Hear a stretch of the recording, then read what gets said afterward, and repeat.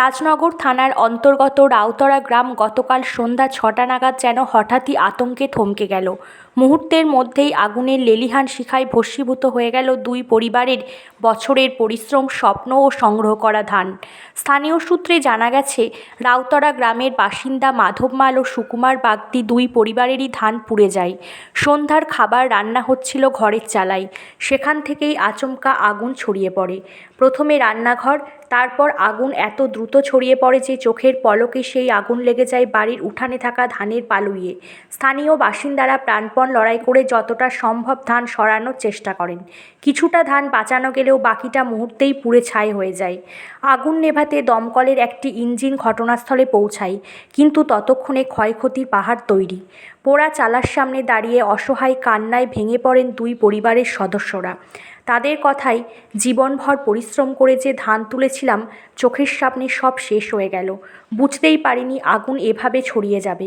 আজ সকালে ক্ষতিগ্রস্ত পরিবারগুলোর পাশে এসে দাঁড়ান রাজনগর পঞ্চায়েত সমিতির বিরোধী দলনেতা অনুপ কুমার গড়াই। তিনি পরিবারের সঙ্গে কথা বলে পাশে থাকার আশ্বাস দেন এবং দ্রুত সরকারি সাহায্যের আবেদন জানান।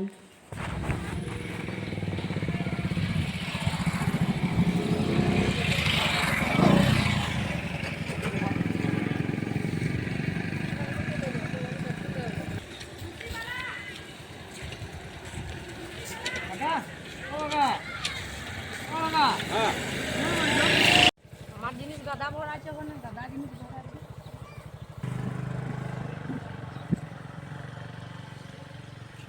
বাড়িটা তবে কালকে এটা লোকজন তো ঠিকঠাক অনেক এইগুলো হাটে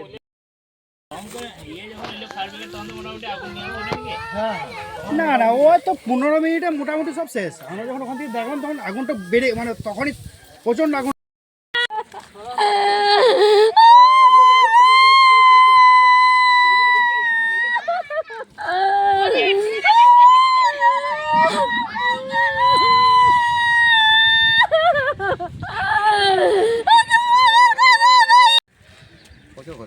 কত টাকার মতো ওটা তো বলা যায় না কত টাকা ধান ধান যায়, মানে কপুন মতো ধান ছিল বা কাকুন ছিল?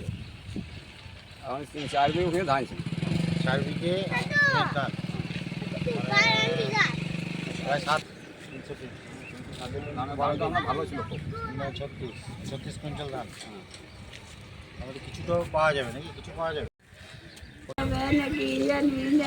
গতকাল সন্ধ্যায় 7টা নাগাদ প্রায় এই রাউতরা গ্রামের মাধব মাল এবং সুকুমার বাগদি তাদের প্রায় 5 কাউন মতো ধান আগুনে ভস্মীভূত হয়ে যায়। এটা একটা প্রাকৃতিক দুর্যোগই বলা যেতে পারে। এবং এখানে যে ধানগুলো নষ্ট হয়েছে সেগুলো একদম আর ব্যবহার করা যাবে না, বিক্রিও হবে না। অর্থাৎ 5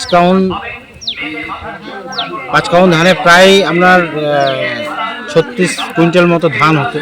36 কুইন্টাল ধান যদি আজকে বর্তমান বাজার দরই যদি দেখা যায় যে 2000 টাকা করে, তাহলে 72,000 টাকা প্লাস খড় নষ্ট হয়েছে। এবং খড় এবং ধান মিলে প্রায় লক্ষাধিক টাকা মতো ক্ষতি হয়েছে।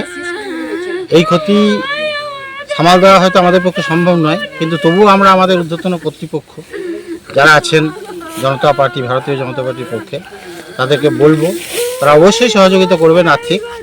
এবং বিডিও সাহেব, এডিও সাহেব, তাদেরকেও আমি অনুরোধ করব যাতে যদি কোনো প্যাকেজ থাকে এডিও সাহেবের কাছে বিশেষত, তাহলে তিনিও যেন একটা সহযোগিতা করেন।